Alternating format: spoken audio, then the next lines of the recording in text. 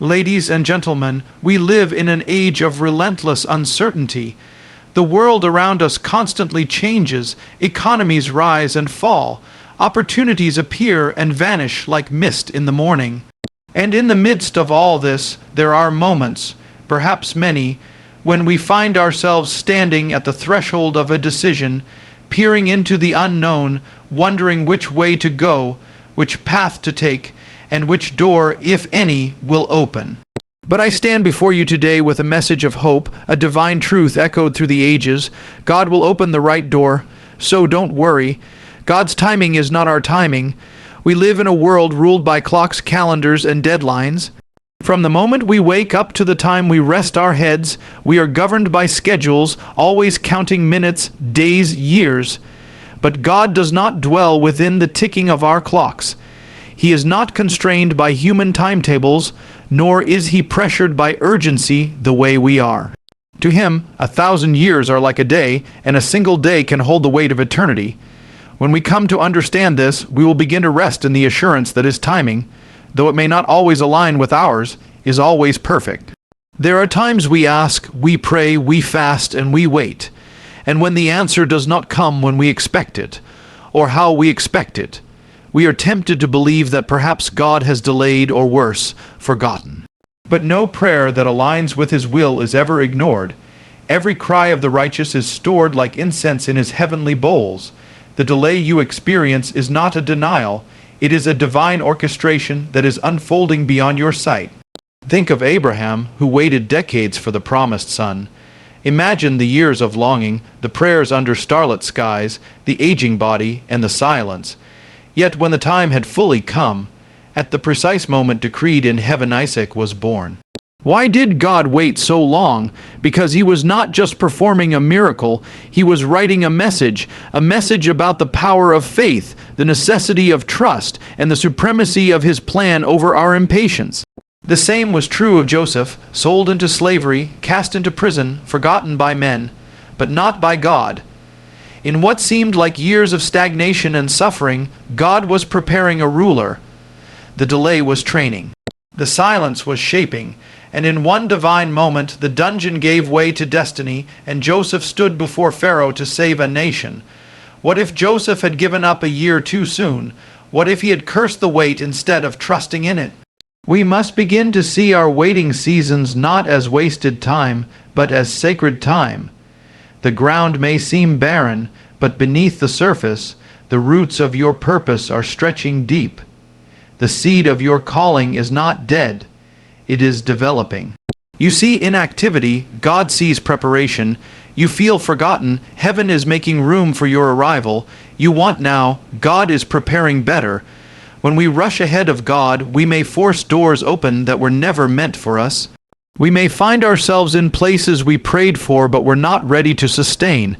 But when we trust his timing, we don't just arrive. We arrive equipped, anointed, and ready.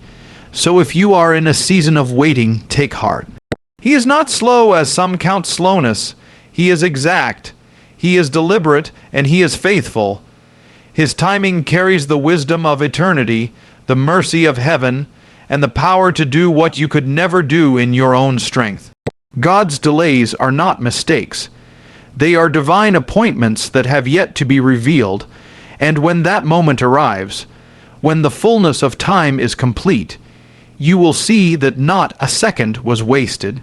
You will step into the room, the opportunity, the promise, and you will say, had it come sooner, I would not have been ready, but now by his grace I am. Trust him, wait well, the right door will open, and it will open on time. When God closes one door, it is never by accident. It is not rejection. It is redirection. Every door that shuts before you is under the sovereign watch of the one who sees the end from the beginning. What you call a missed opportunity, what you perceive as delay or denial, could very well be the very thing that saves you from disaster or prepares you for something greater.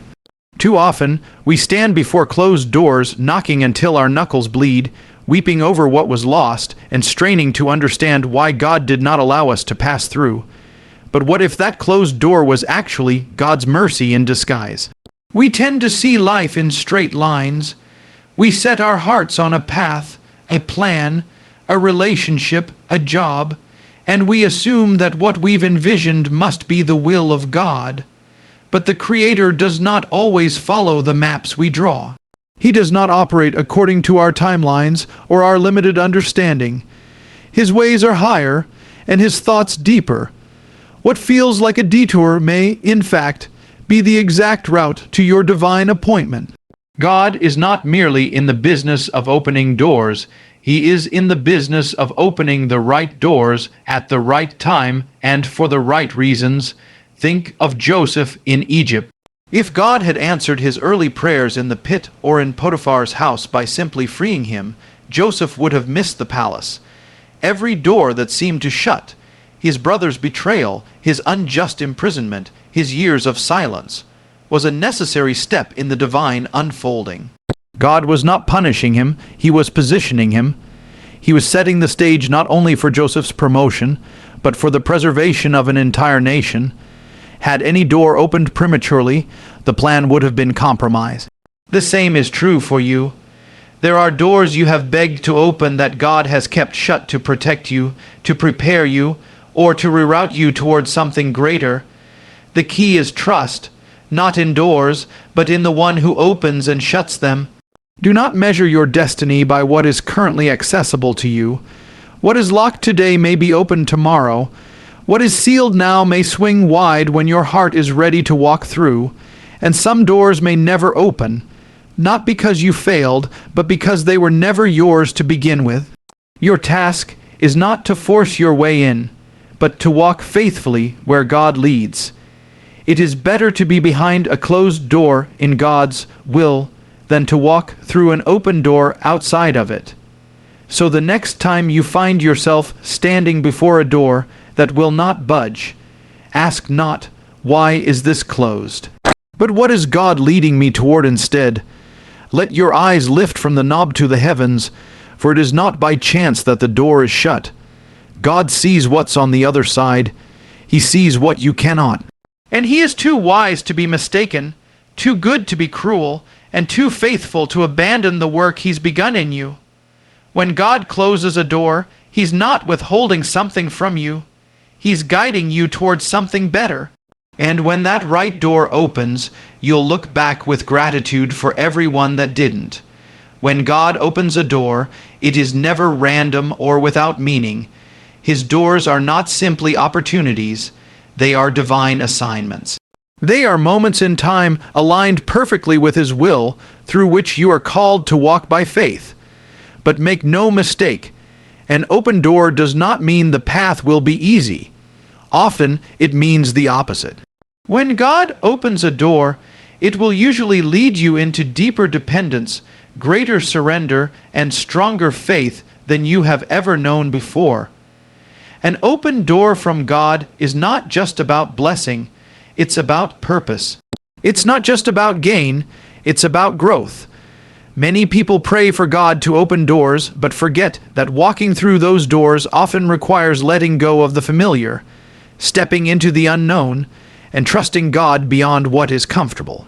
The open door could be a new opportunity, a calling, a relationship, a ministry, a trial, or even a challenge that is meant to shape you. It might be something that stretches your faith or tests your character. It might be something you didn't even ask for, but that God knows you need. We must be spiritually alert to recognize His doors. Just because something is accessible doesn't mean it's from God. Likewise, just because something is difficult doesn't mean it's not. In fact, many of the most significant doors God opens will come with resistance. Why? Because when you step into your purpose, you also step into a battle. The enemy doesn't fear your comfort, but he trembles when you start walking in your calling. So, do not expect the open door to come without opposition. Expect it to require prayer, discernment, obedience, and perseverance.